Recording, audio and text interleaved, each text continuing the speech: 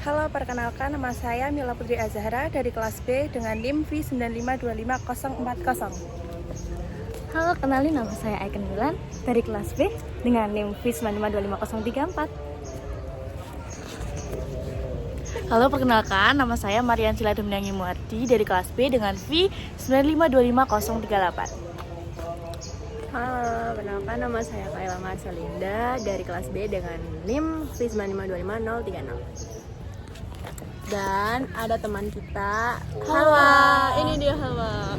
Halo, perkenalkan nama saya Hawa Amalia Putri dari kelas B dengan NIM V9525006. Baik.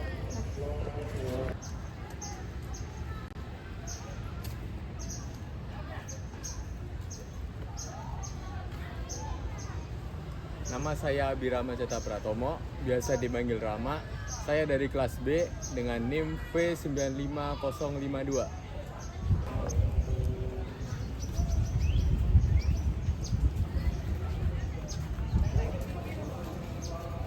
Perkenalkan, nama saya Vincentius Michael Chandra Kusumo, nama panggilannya Vincent, dari kelas B dengan NIM V9525018.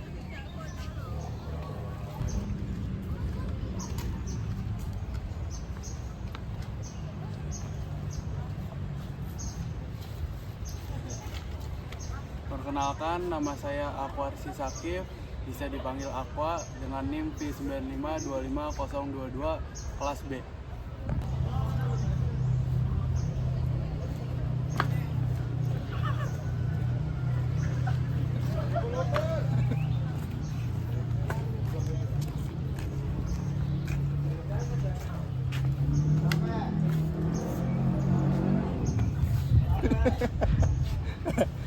Halo guys, perkenalkan saya Dava Sadi Tamir dari kelas B, NIM V26.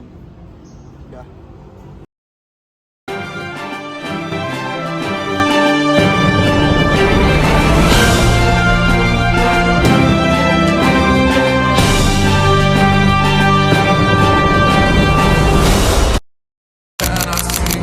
Versi 1 menit 25 detik yang memperlihatkan seorang wanita Parubaya bernama Iman. Tersangka juga mengaku pemirsa sindikat yang dioperasikannya merupakan satu-satunya sindikat yang melancarkan bisnis ilegal jual beli organ ginjal di rumah sakit militer di Kamboja. Ini pemirsa menjadi korban tindak pidana perdagangan orang atau TPPO di Kamboja.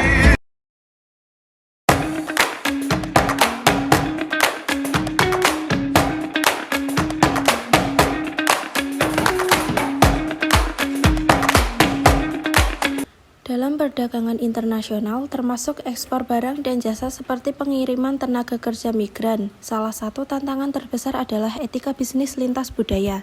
Pancasila berperan sebagai parameter etika yang memastikan bahwa bisnis tidak hanya mencari profit, tetapi juga menghormati nilai kemanusiaan dan hak asasi manusia. Pada sila pertama, nilai yang ditekankan adalah integritas moral. Agen penyalur tenaga kerja wajib menjunjung kejujuran, tidak boleh memalsukan kontrak, menipu calon pekerja, atau mengingkari janji demi keuntungan.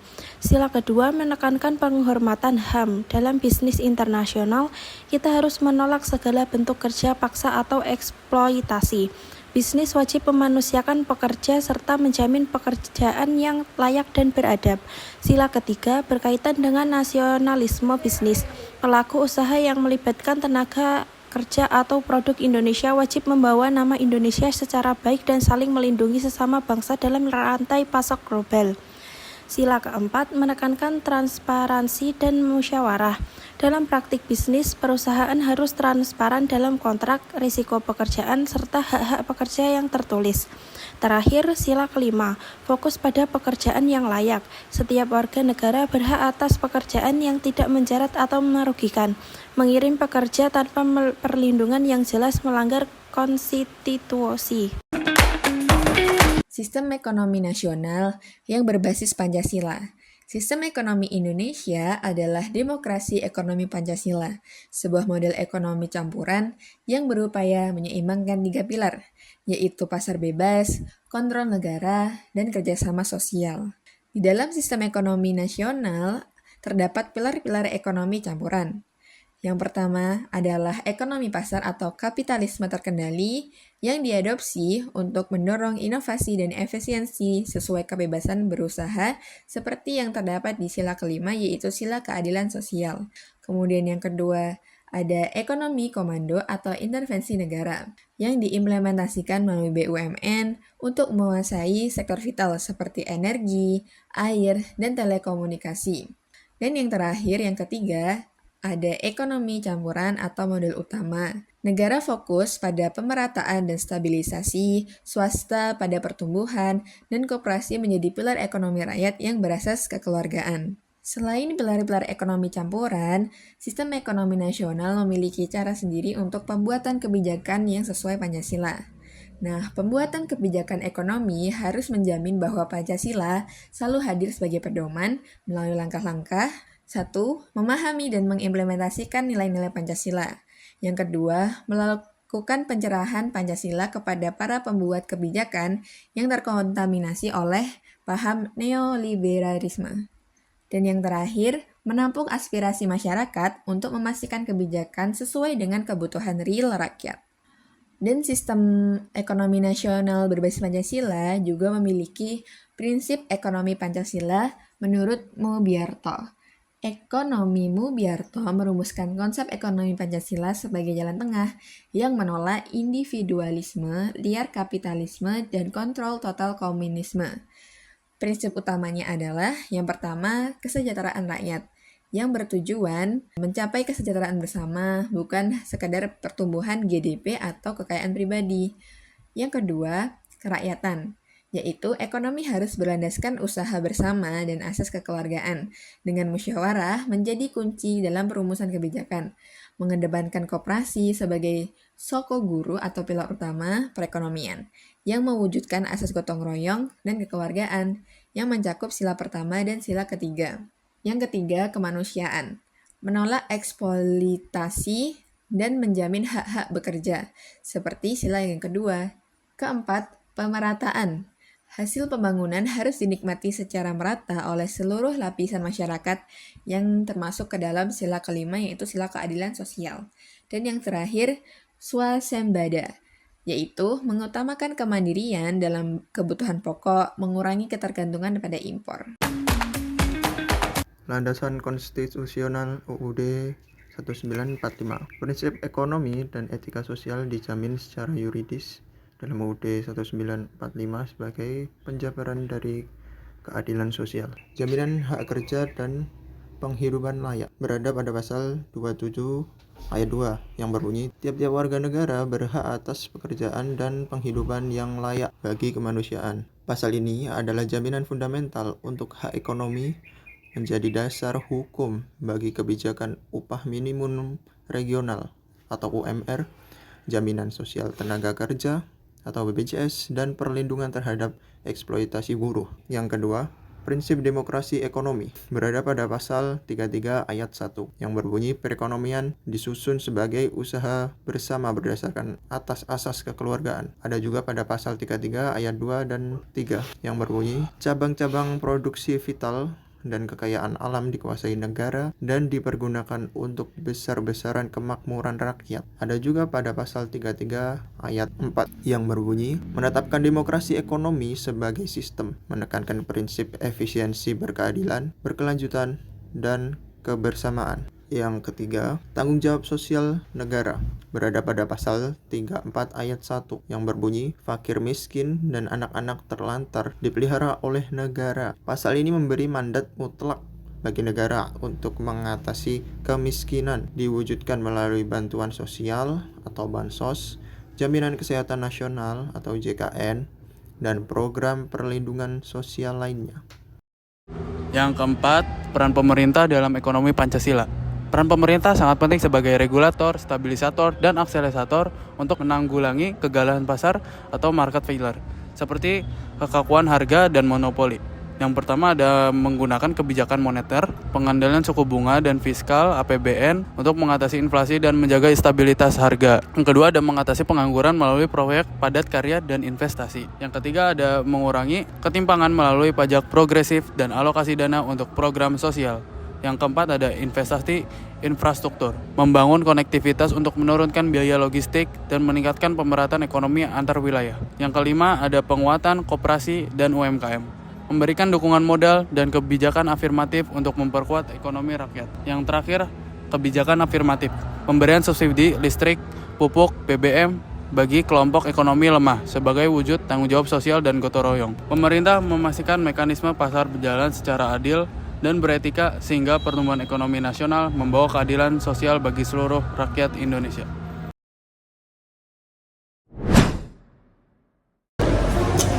Aduh, kagak ada duit lagi. Main judi kali ya, biar dapat duit gampang. Dan main cepet nih.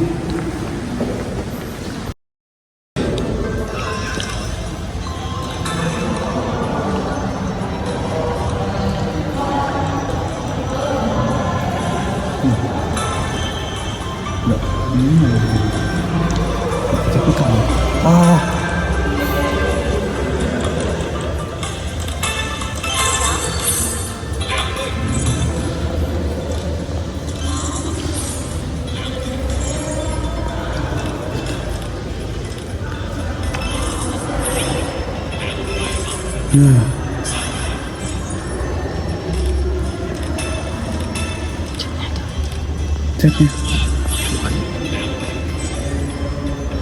Aduh. Kalah lagi. Anjir. Apa nih?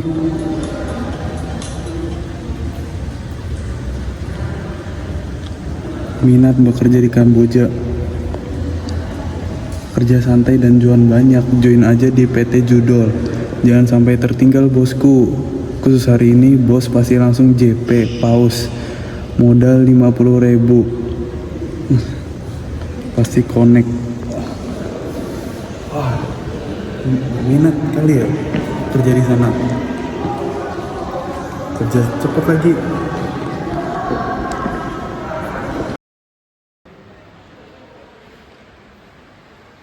Halo, di sini dengan admin kerja di Kamboja. Halo, iya benar. Ini dengan admin kerja di Kamboja. Ada yang bisa saya bantu? Oh ya Pak, saya tertarik untuk bekerja di Kamboja. Apakah saya bisa bekerja di sana dengan cepat? Oh, tentu saja bisa dong. Pokoknya kamu saya atur deh keberangkatannya, tenangnya. Kamu besok tinggal ke bandara ketemu saya. Nanti saya jemput kamu. Baik Pak, sampai bertemu besok di bandara ya Pak.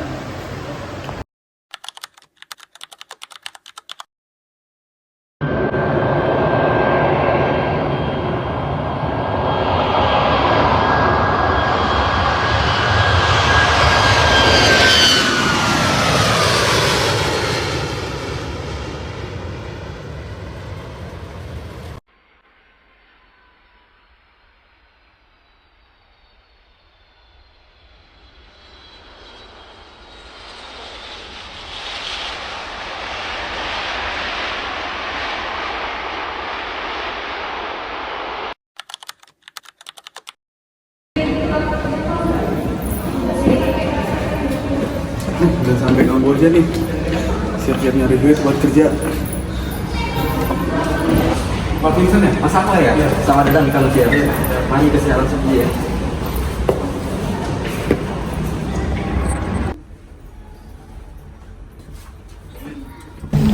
Gimana Pak kerja di Kamboja? Jadi kamu tuh tenang aja, pokoknya hidup kamu bakal terjamin di sini. Makan, uang, apalagi kamu bakal jadi kaya di sini. Tenang saja. Yang penting kamu nurut sama saya, kamu kerja di sini, duit kamu jadi banyak. Siap ya. Oke. Nah Mas, sekarang ini tempat kerja kamu ya, selamat tinggal di Kamboja ini. Siap Pak. Mulai besok kamu udah bisa bekerja ya, saya ya. Selamat beristirahat Mas.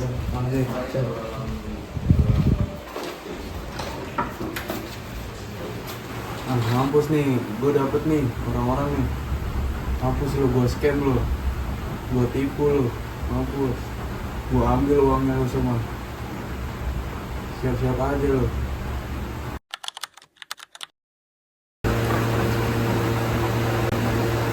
Kok gue gaji di sini kok nggak turun-turun ya? Makan nggak dikasih, tidur nggak enak, tempatnya jelek. Mana ini gaji yang katanya bagus ini? gaji yang gede, tempat yang nyaman.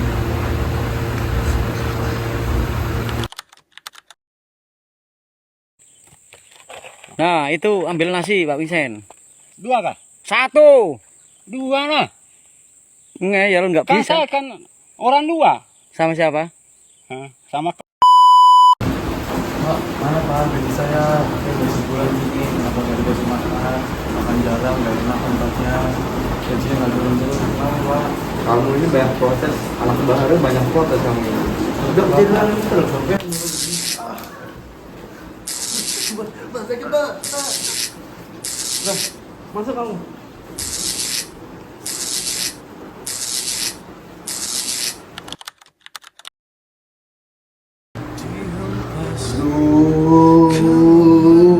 Tau gitu mah gue buat kerja di sini anjir, nyesel gua. Scam ini, Kamboja scam, ya Allah.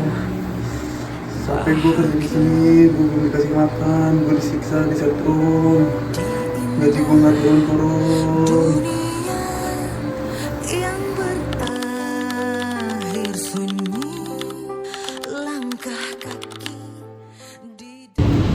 Kita sering bangga bilang go internasional, tapi kalau go internasional cuma buat dijual jadi budak scam di Kamboja, masih mau bangga juga. Kayak bro, kita mau sukses bukan mau disetrum. Kasus TPPO Kamboja ini tuh kayak tamparan keras buat kita semua. Kerja di sana dijual kayak barang, disiksa dan dipaksa nipu orang lewat kampung halaman sendiri. Dan hari ini kelompok 2 bakal bahas satu hal penting.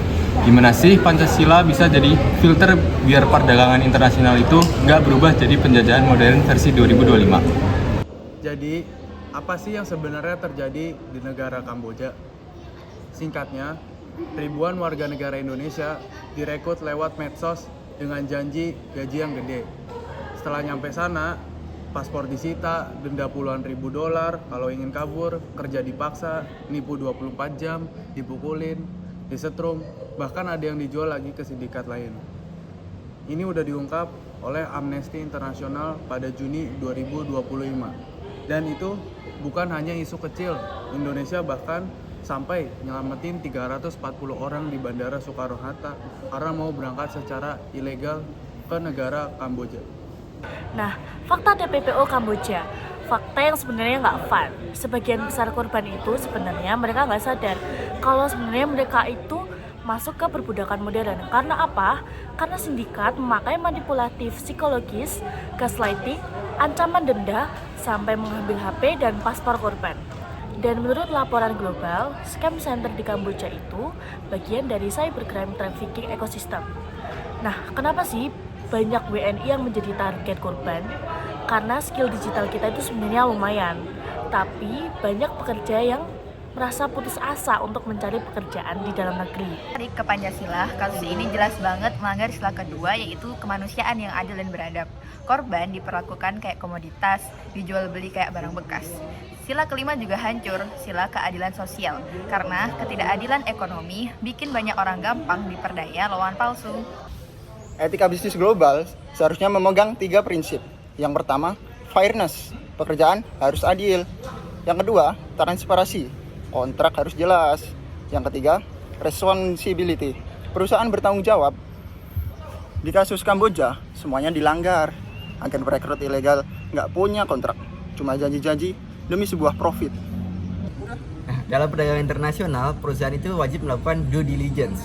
Harus cek legalitas, partner luar negeri, bukan asal kirim orang saja.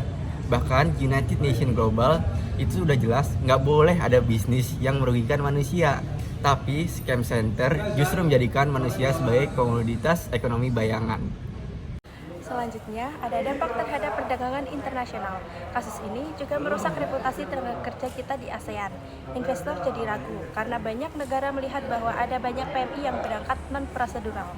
Negara rugi, masyarakat rugi, dan korban lebih rugi lagi. Repatriasi massal, biaya, trauma psikologis, semuanya jadi beban. Lalu apa sih yang dilakukan pemerintah? Yang pertama, Indonesia dan Kamboja bikin letter of intent pada Mei 2025. Yang kedua, ada pertukaran data imigrasi. Yang ketiga, penundaan keberangkatan 5.000 pekerja ilegal.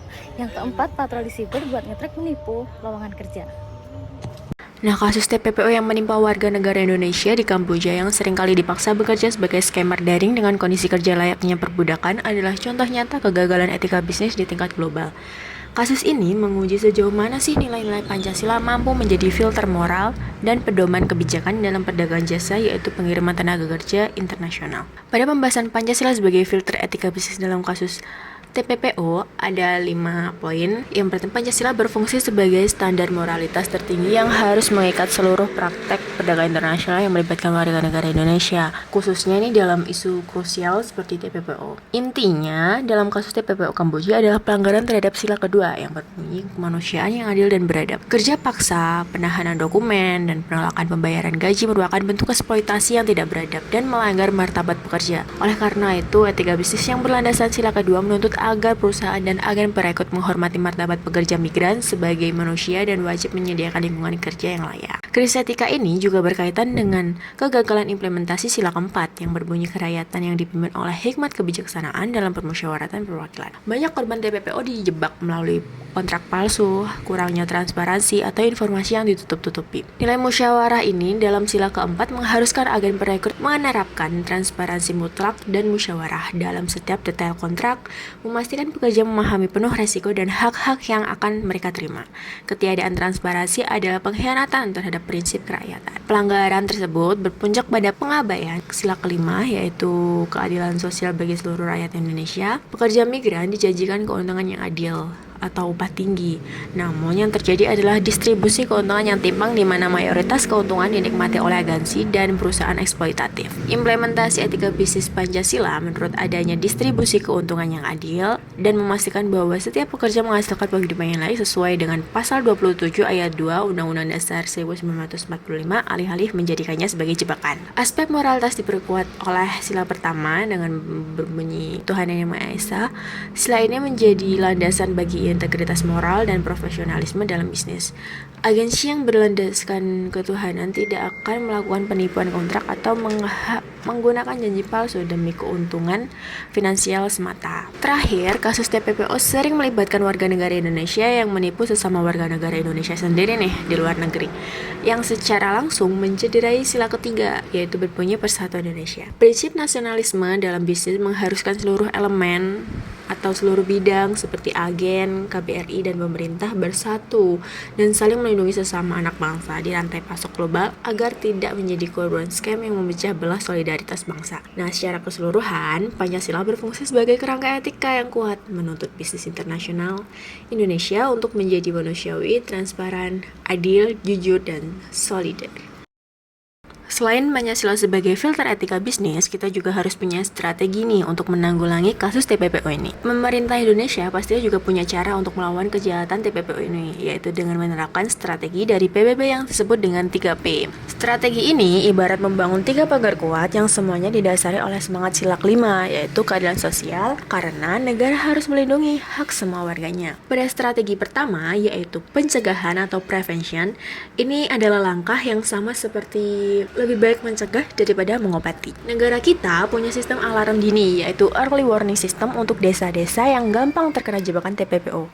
Selain itu, warga diberi edukasi tentang cara migran aman dan literasi digital supaya tidak mudah tertipu oleh janji-janji manis online. Upaya pencegahan ini sangat sesuai dengan sila keempat dan kelima, karena rakyat diberi informasi yang benar agar bisa membuat keputusan yang adil dan benar bagi dirinya sendiri. Pada strategi kedua, yaitu perlindungan atau protection. Nah, kalau ada yang sudah terlanjur jatuh jadi korban, negara harus bergerak lebih cepat.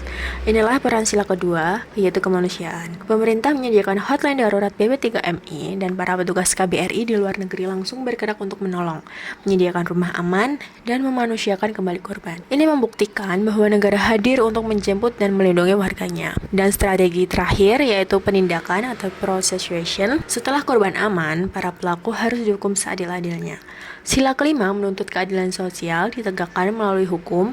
BP3MI, polisi, dan kejaksaan wajib menindak tegas semua agen atau sindikat TPPO. Hukuman yang adil ini diharapkan bisa membuat pelaku jera dan menghentikan praktik kotor eksploitasi di masa depan, sehingga keadilan benar-benar dirasakan oleh seluruh rakyat. Hanya strategi, kita juga harus punya solusi nih. Setelah tahu bahwa TPPO itu melanggar semua sila Pancasila, sekarang pertanyaannya adalah gimana sih caranya kita pakai Pancasila sebagai alat untuk menghentikan kejahatan ini? Yang pertama, membentengi rakyat dengan edukasi Pancasila. Masalah utama TPPO adalah kebodohan informasi dan tertipu janji palsu. Solusinya adalah menjadikan Pancasila sendiri sebagai kurikulum wajib dalam edukasi migrasi. Ada 2 poin, yaitu yang pertama, Pancasila dalam kelas migrasi aman. Kita harus memasukkan nilai-nilai Pancasila dalam setiap materi edukasi migrasi aman. Misalnya, mengajarkan bahwa janji kerja yang terlalu indah itu melanggar sila pertama dan sila kelima. Yang kedua, literasi untuk desa rawan. Desa-desa yang warganya sering kali menjadi korban TPPO harus rutin dapat pelatihan literasi kerja internasional. Mereka akan diajarkan cara mengecek kontrak, memverifikasi agen, dan mengenali ciri-ciri eksploitasi. Ini adalah penerapan sila keempat agar rakyat tidak mudah untuk dibodohi. Yang kedua, ada menuntut akuntabilitas pelaku bisnis. Di sini juga ada 2 poin. Yang pertama, agen wajib transparan. Setiap agen perekrut harus transparan 100%, mulai dari gaji, jenis pekerjaan, resiko, hingga detail akomodasi. Tidak boleh ada lagi kontrak yang ditutup-tutupi atau bahasa hukum yang membingungkan. Ini adalah wujud ketaatan pada sila keempat. Yang kedua, ada sertifikasi anti TPPO. Perusahaan yang ingin merekrut WNI untuk bekerja di luar negeri harus memiliki sertifikasi khusus anti TPPO. Jika terbukti melanggar sila kedua, misalnya menahan dokumen atau upah, izin tentang sertifikasi mereka harus dicabut tanpa ampun. Sertifikasi ini memastikan bahwa hanya bisnis yang beretika Pancasila yang boleh beroperasi. Dan yang terakhir, memperkuat tangan negara sebagai pelindung. Sistem tidak akan berjalan tanpa pengawasan dan penindakan yang kuat. Negara harus hadir sebagai perwujudan sila ketiga untuk melindungi warga negaranya. Pada poin pertama, peran aktif KBRI dan PP3M. Lembaga seperti Kedutaan Besar Republik Indonesia dan Badan Perlindungan Pekerja Migran Indonesia dan Imigrasi harus diperkuat dan disinergikan.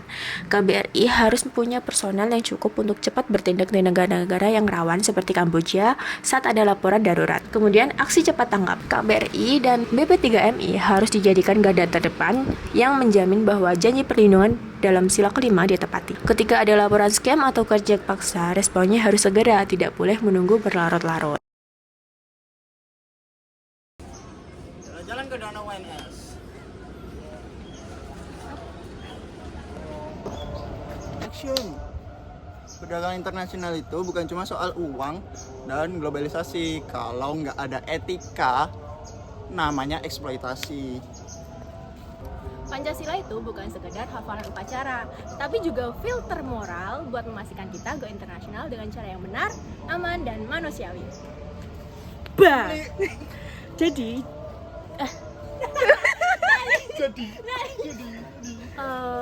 kita jangan jadi budak scam, guys. Tapi kita menjadi anak bangsa yang memiliki kompetensi yang luar biasa dan dihargai di negara orang lain. Dalam rangka memperpanjang durasi, ini tag yang ketiga ya guys ya. Salam bela negara. Salam bela negara. Salam kebebasan. Salam kebebasan. Salam keadilan. Salam keadilan. Salam sejahtera. Salam sejahtera. Salam demokrasi. Salam demokrasi. Hidup mahasiswa. Hidup mahasiswa. Hidup perempuan yang melawan. Hidup perempuan yang melawan. Assalamualaikum. Waalaikumsalam.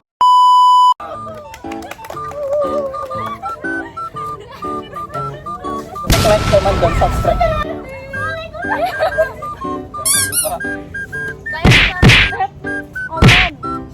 Ini masih 15 detik aja loh. Dadah. Makasih yang udah nonton. Subrek ya, subrek. Nilainya bagus. Semoga ini membuka mata batin kalian ya. Nilainya bagusin ya Pak. Nilainya 4 ya Pak. Nilainya apa? Love you. Love you Pak Bakti. Hormat Pak Bakti. Hormat semuanya, hormat. Oke, makasih.